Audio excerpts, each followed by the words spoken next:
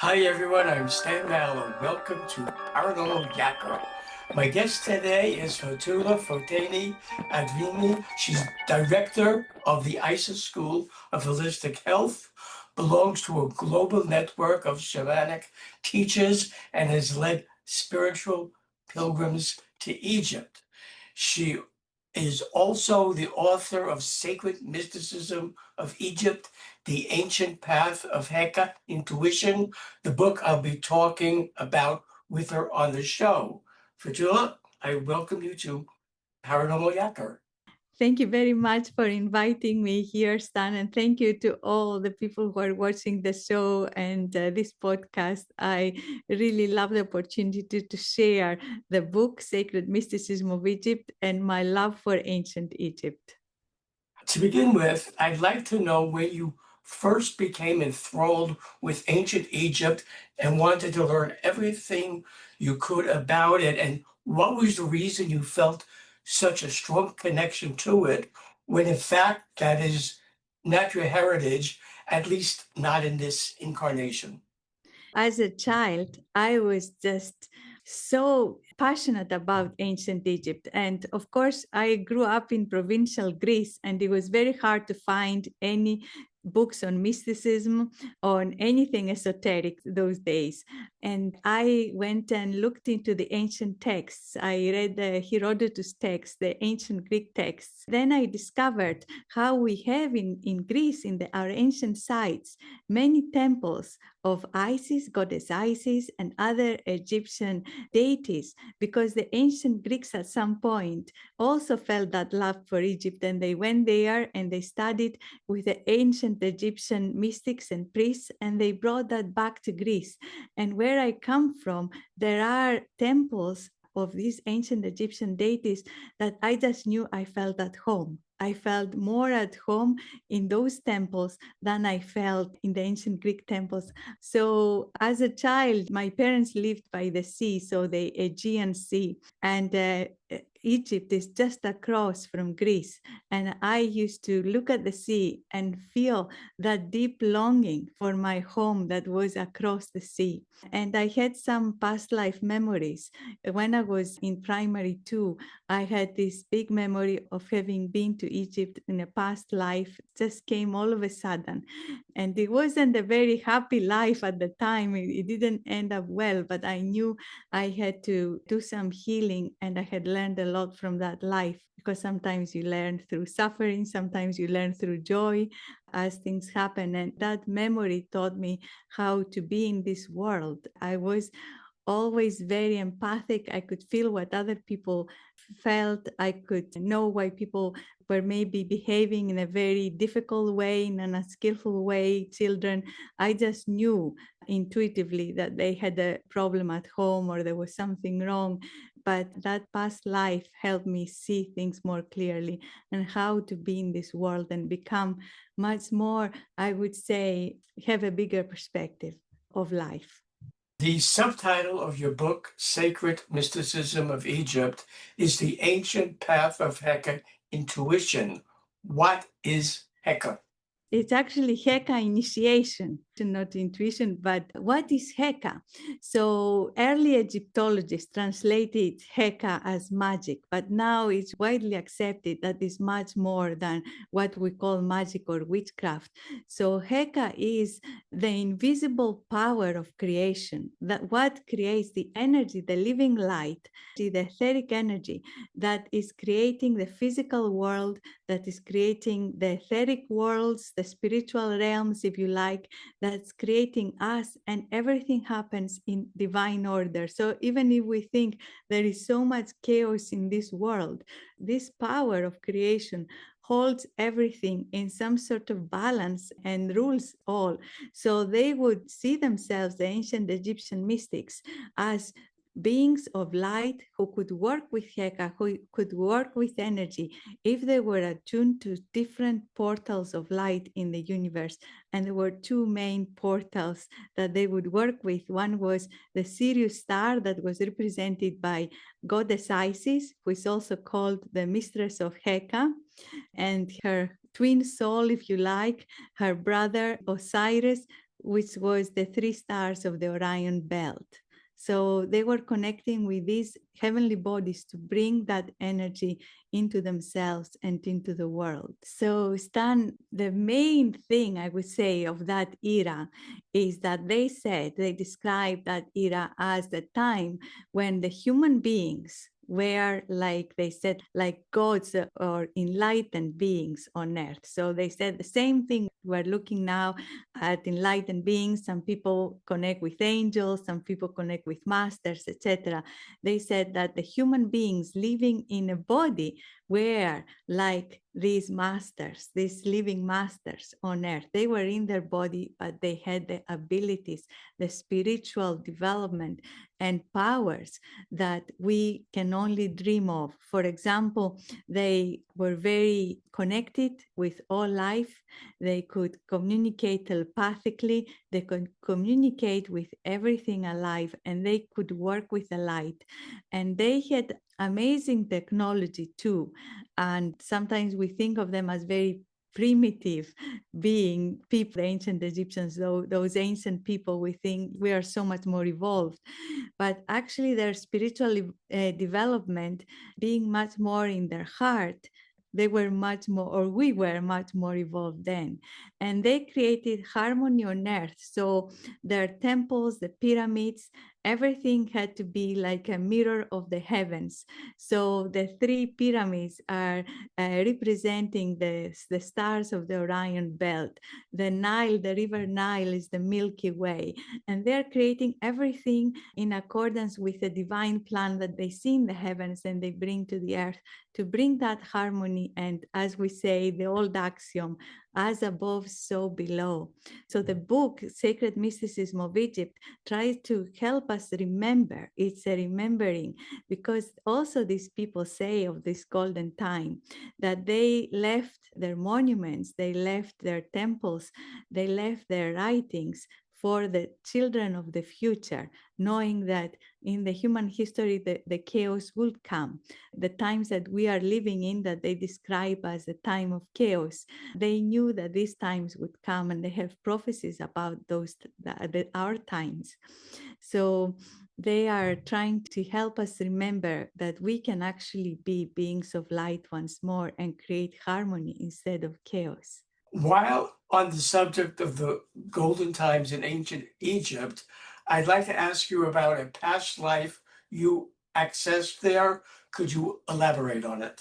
Basically, this past life happened in 2006 that took me to the golden times. And I have to thank here my friend and later became my mentor, Babcock, who has died now. He's passed to the other side. But I was in my flat in Glasgow and we had a workshop here. And I kept closing my eyes in meditation and seeing this outline of this man. And basically, I just had no idea who this person was, but I felt that whoever it was maybe a spirit guide or somebody I haven't not met before. The teacher said that it was basically a friend, Frank, who had come to visit me because he knew me from ancient Egypt. And then Frank and I emailed. We never met in person, but thanks to technology, we managed to communicate. And he said, yes, I came because I wanted to pay my respects to you. I knew you in ancient Egypt, and I don't want to tell you more. I want you to find out yourself of what was your past life in Egypt. So I was very curious, and I tried to access that past life in Egypt. And my intention was curiosity. Let me see what I can find. So excited. So curiosity was not a very good intention, as I found out. As I heard this voice, why do you want to go there? And I said, oh, because Frank said. And then basically I came back into my body. All the vision stopped. I'm very clairvoyant, so I can access these other realms, but nothing happened. And then I had to really deep within myself. And I realized there was something in the golden times that I needed to access to bring forth to help our times now. And that became my intention.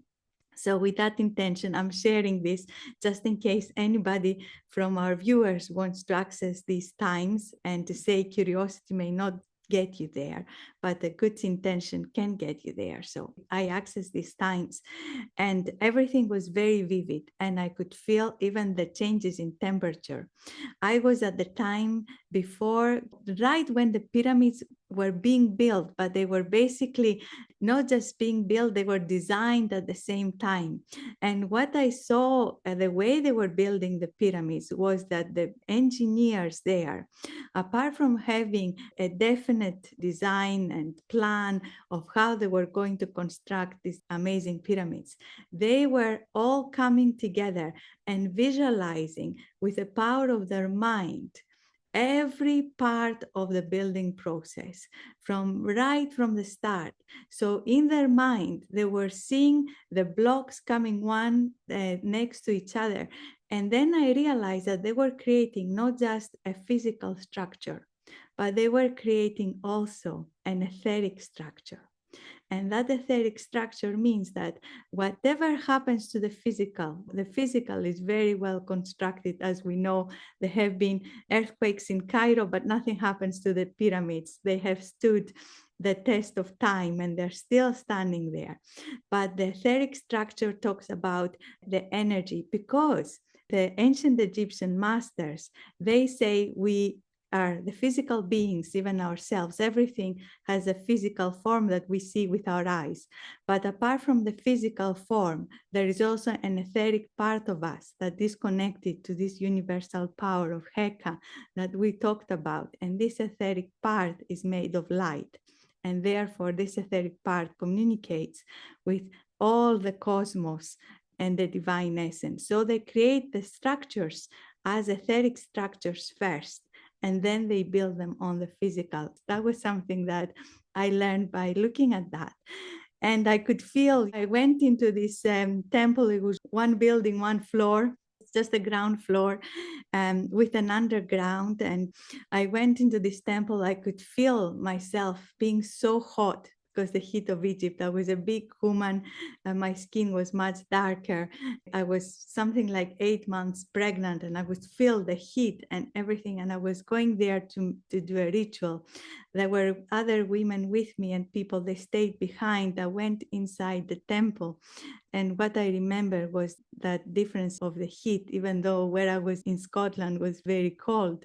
So I was having these physical sensations in the past life. And I remember looking at the symbols, and I could feel that the symbols at that time were not actually inscribed. That was the time before the pharaonic Egypt, that you could see the hieroglyphics everywhere. But in those earlier structures, the symbols were only made with energy. And I could see the symbols, I could see the hieroglyphs and all of that, but nobody had written them down in physical form. And of course, later on, now we know in the pharaonic Egypt, these hieroglyphs are all written down. But if we go back to the pyramids and the earlier temples, the megalithic temples, there is very little written there. That was something that I saw. It was basically an invitation to say, connect with what you can see through your heart and not through your eyes. You define the gods and goddesses of ancient Egypt as both enlightened beings and archetypes. Can you tell me more about this? The way I describe it is basically you have them in two levels, them in the mental level, to understand them with our mind. You could say they are the perfect representation of a principle. So if you take one of the gods and goddesses, let's say you take Osiris. Now Osiris is being dismembered in 14 pieces and then being put together again. And so this represents our human life, how when we come and we are in our heart and in our goodness, you could say heart has been cut, and we can feel I've left parts of me behind in different traumatic experiences. But then through the spiritual path, I'm being put back together again and reclaiming myself. So he's describing this process, and you could say that's an archetype. That is the archetypal process that we all go through. But also that is in the mental level, to understand it as a mental level. Other gods and goddesses, we have here, for example, Sekhmet. Sekhmet is the destroyer of chaos, and there is a lot of chaos in our world. That was also the last era that we lived through, that the end of the last era with a great flood. That was Sekhmet supposed to have come and taken away, and a lot of chaos happened then to clear what was happening, all the corruption that was there at the time. So Sekhmet is the destroyer. As an archetype, you could say this fierce destroyer of chaos. But as an enlightened being, then you come to the spiritual level. So you leave the mental level and you come to the spiritual level. And in the spiritual level, you find that these divine principles that these beings of light represent are within you too. And you can find them within you through spiritual practice. And you connect with them. They are representing the principle outside duality. On earth, we have right or wrong, good and bad. So we color everything, we skillful and skillful. So these beings, they are in perfect form. Like, for example, the Divine Mother, Hathor. In these divine principles, she is the perfect Divine Mother that offers everything to all beings. But on earth, we could say, oh yeah, this is a good mother, or I have problems with my mother, she wasn't so good. So we color everything. But as an archetype, there is a perfection there that invites us to say, you find yourself in that perfection and find it within yourself through the spiritual ascension. You become this being of light that we were in the golden times. Because in the golden times, humanity they said they had incredible powers, incredible knowledge, and within themselves, and incredible technology too, but they worked in harmony with the earth, with each other, and with ourselves within, instead of being in competition and all of the things that we see today in our world. How can we mortals here on planet Earth find the god, goddess, or archetype we were born with? This is a very good question. If we wish to find our own archetype, the first thing is we need to look really good into ourselves to say, what makes me really tick? What is the passion in my heart? Not what we do out in the world. Somebody might say, well, this is my profession. That's not our archetype. It's like who we are inside. So, for example, somebody might be a healer, somebody might be a nurse, somebody might have that profession, but it might be a calling, and they might say, yes, I have that archetype of the healer, or it might be something that they found themselves doing because that was exciting, or that's what they had learned in their life from their parents or whatever. So I think if we find a deep calling, that when we are in this calling, then we can say, yeah, life makes sense now. Before I felt lost, but now life makes sense. I'm not doing this. I'm not like that, just waiting for my pension to come. It's my passion. And when we look at that, then we can see, okay, what is that principle that is within me? So it's about knowing ourselves, know thyself, as the ancient Greeks said. So when you find that, it takes almost a lifetime to work it out. It's not very easy. And people say to me sometimes, can you tell me what is my archetype? And sometimes I can see it so clearly because I know the person, and sometimes it's more obvious to somebody else than to ourselves. But really, we should find it ourselves. We should look for it ourselves. And when we find what is, you could say, the reason we are here, then we find what is our sole purpose. It's a big question that we can ask again and again, and doesn't have to do with our profession, because that's where we get muddled up. Then I think we will find our archetype. It might be at the end of our life, it might be sooner. They had so many different powers that they identified, and the one way to recognize these powers is that each Neteru is Neter, and Neter is the plural, is enlightened being in ancient Egypt.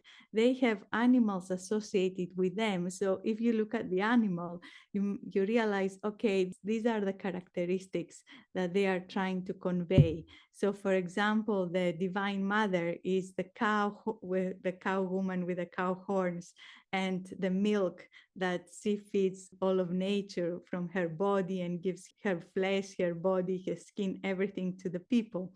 So it's like, yeah, the all-giving, nurturing mother. So you can see from the animal also what it means, what is that enlightened being, that goddess or God.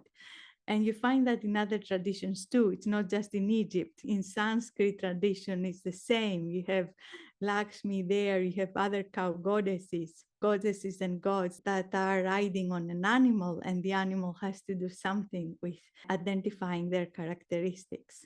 To my pleasant surprise, you state that initiations into the mysteries were open to anyone and not hereditary or dependent on social status.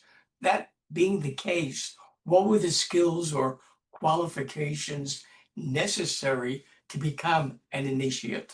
This is really true, and that changed at some point in later on in Egypt. But in the beginning, in the golden times and in the Old Kingdom, it was like that. Anybody, you don't have to have a priest as a father. Anybody who feels the calling can go to the temple to be initiated, to study the mysteries, to become a priest or a priestess, or to serve in some way.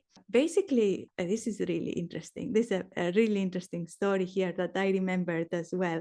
Actually, one of my guides, my spirit guides, he is an ancient priest, and he showed me his initiation. So basically, you went to the temple and you stayed there for a while to clean and be there and study, and you had like a sort of period of time that was up to 2 years in his time, where you studied the mysteries as a foundation course, we would say. So you studied the mysteries, and afterwards you decided, I'm ready, I want to now take initiation. And you had this process where your heart open to serving the divine? Is your heart open to serving the land and the people? And is your heart light enough that you can bring the light to the others? And or do you have things to do to heal yourself first, heal your heart, as we say, heal the traumatic experiences? Can you be a pure heart for these jobs? That was the question. And what they had was a big ritual. So you had basically everybody, all the teachers who were taking part in these initiations, dressed as the enlightened beings, as the gods and goddesses. They were wearing all the headdress and the clothes and the regalia, because they were saying, it's not me, it's not this person. I am now this goddess. I'm channeling this divine guidance. And the initiate would come there, and he would have a papyrus with a drawing of his heart called Ib, and the name written in hieroglyphs. And the priestess of divine justice, Mat, she would have the scales, and she would put the papyrus, he would put the papyrus, the initiate, on the scales. And she would take the feather of her head and put the feather on the other scale. And if the scales were balanced, you were accepted. And if the scales were not balanced, she would then give you a lot of guidance about what you need to do, more spiritual practice, more healing, maybe go on a pilgrimage.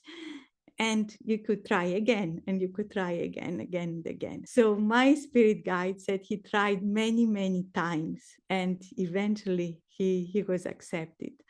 And I describe in the Sacred Mysticism of Egypt all the process of his initiation and his personal process, and what happened when he was accepted, what he felt, what he saw, and that something that really still brings tears to my eyes when I read it. It's very, very beautiful. It's very beautiful. But an initiation is the opening of a door, and it's the opening of a door into the sacred part of us.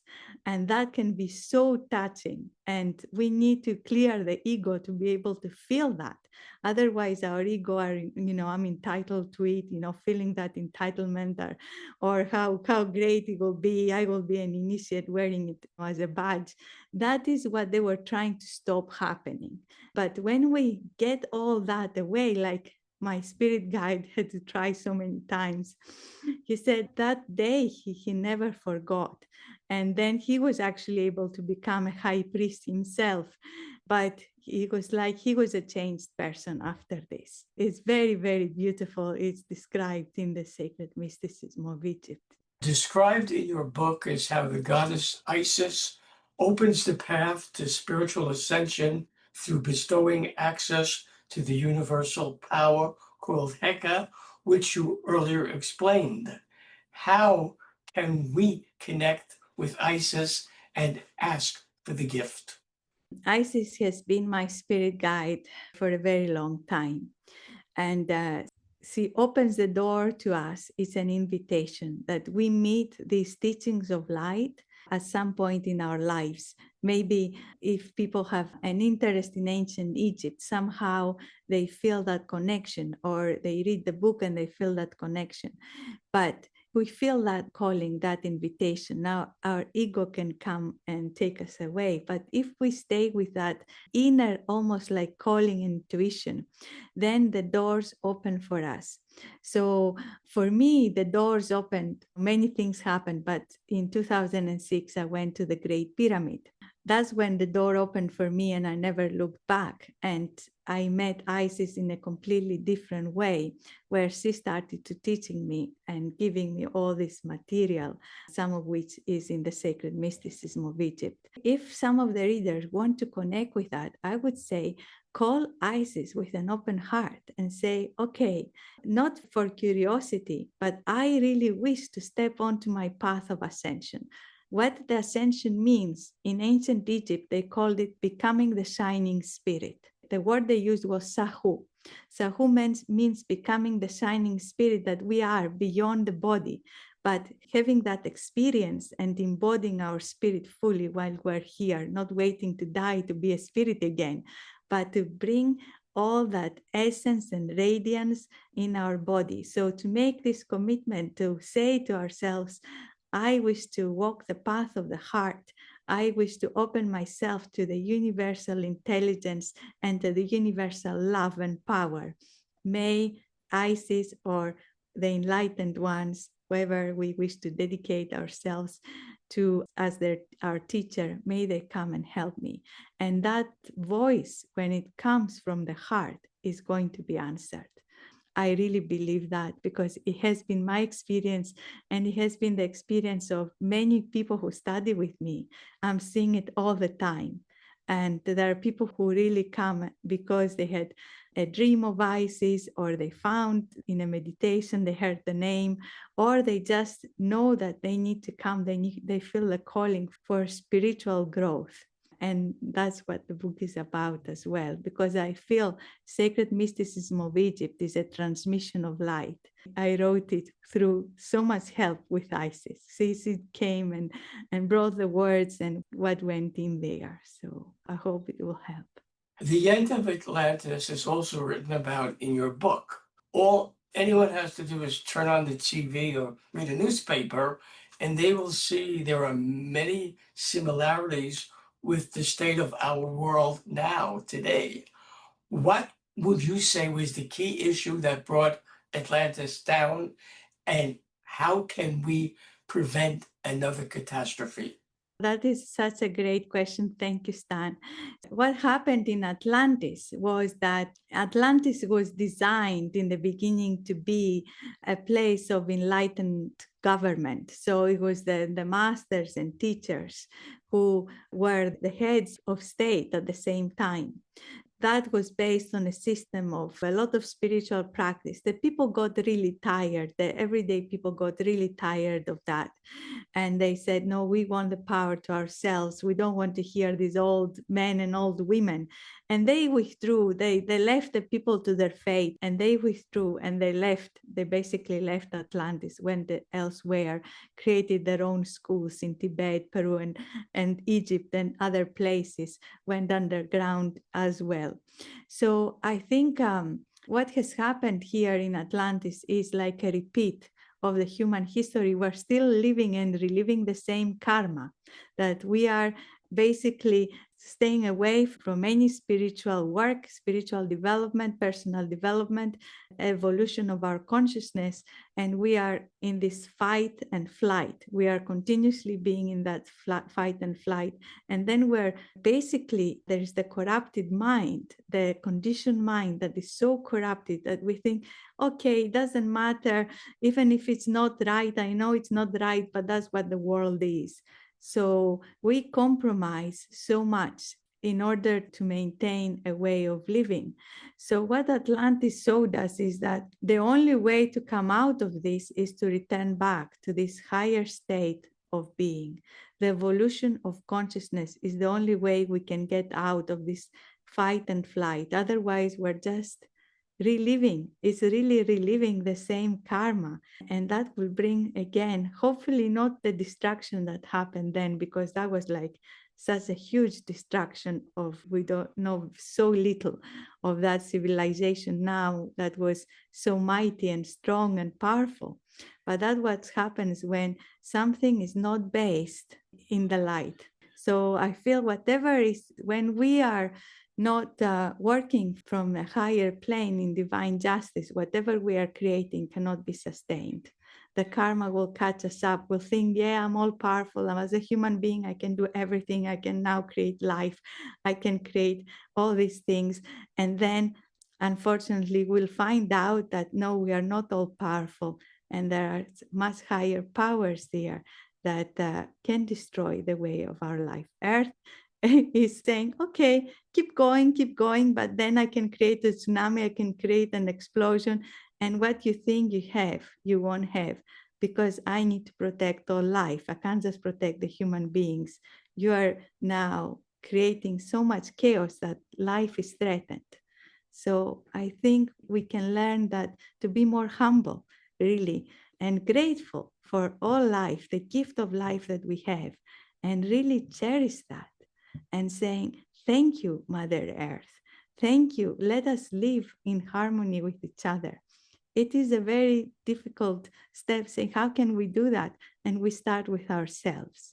As much as possible, we start with ourselves. And there are people now awakening and saying, I want to live in a better world, and I want to do the work, that I'm not anymore in my ego or anger or competition. I want to find a different way. And that's my ethos. That's the way I try to live. You've been to Egypt several times, both in this life and in past incarnations, and offer guided esoteric pilgrimages to Egypt. What with Egypt being such a vast land and home to a significant number of historical ancient sites, how do you go about deciding which sites to include in your pilgrimages?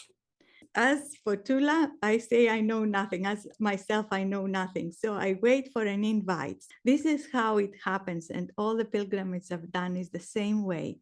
I love Egypt. If it was possible, I would organize a pilgrimage tomorrow, but I have to wait for that invitation. So I have a dream.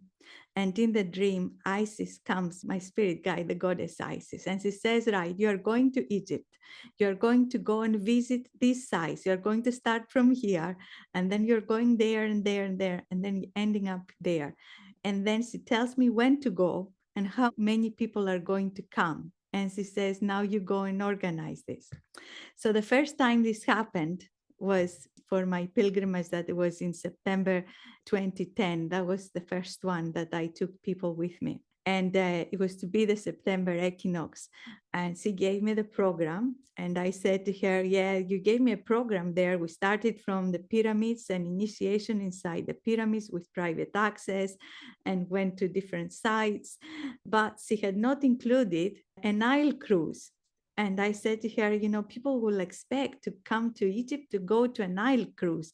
You have not included a Nile cruise. So she said, no Nile cruise. And I was arguing with her in the dream. And she was saying, no, no, no, you can't have a Nile cruise. It's not going to work.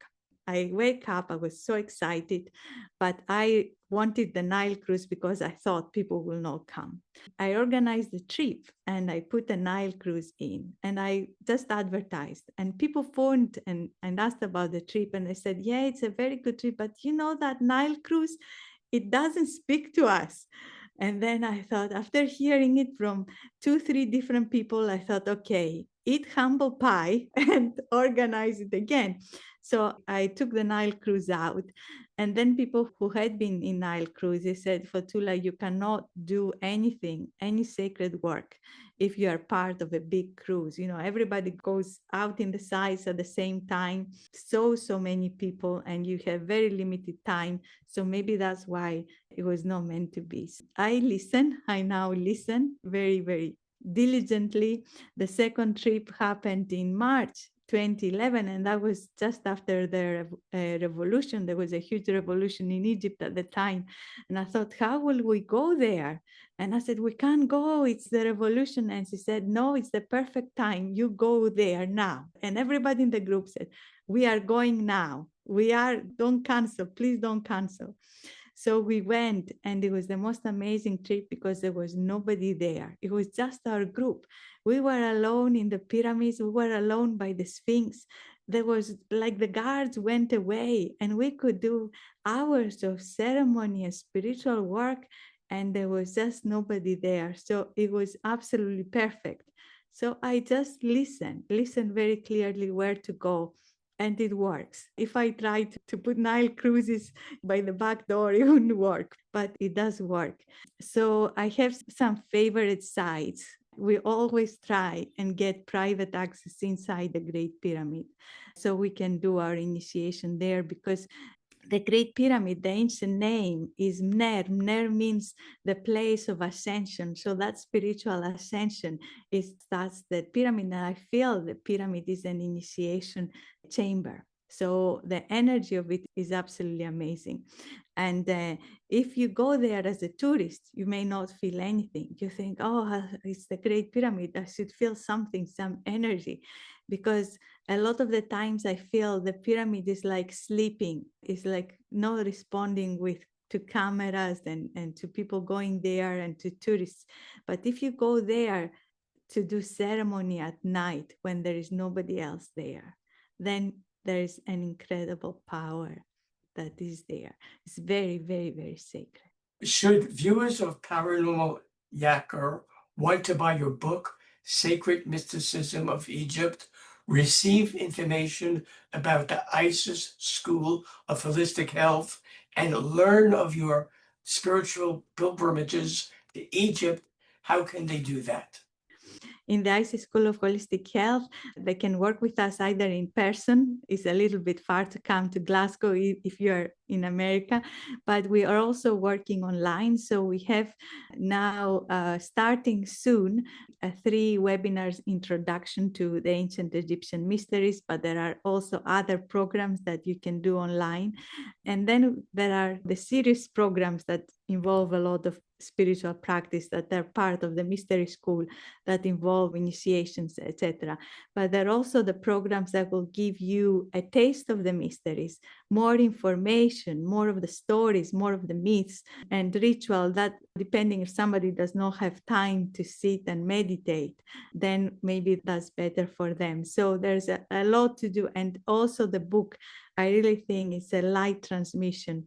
So Sacred Mysticism of Egypt describes the paths of initiation that were practiced in ancient Egypt. And maybe people who read the information, maybe they find they have memories of something like that, because ancient Egypt was there for thousands of years.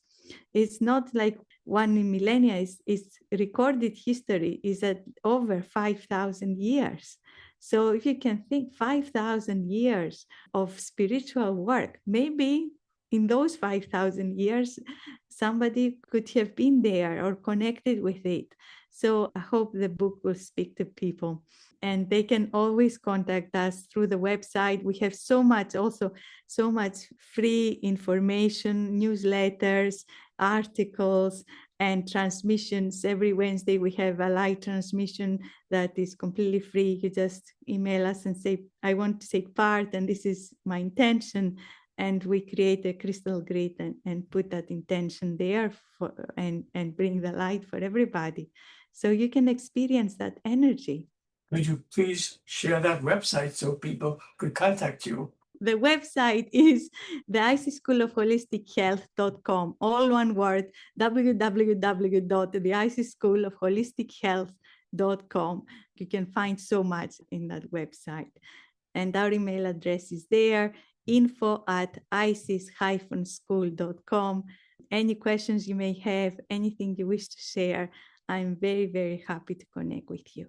Fotoula, I thank you for being my guest on Paranormal Yakker. I enjoyed yakking with you and wish you continued success with all you've undertaken to accomplish in this, your current incarnation.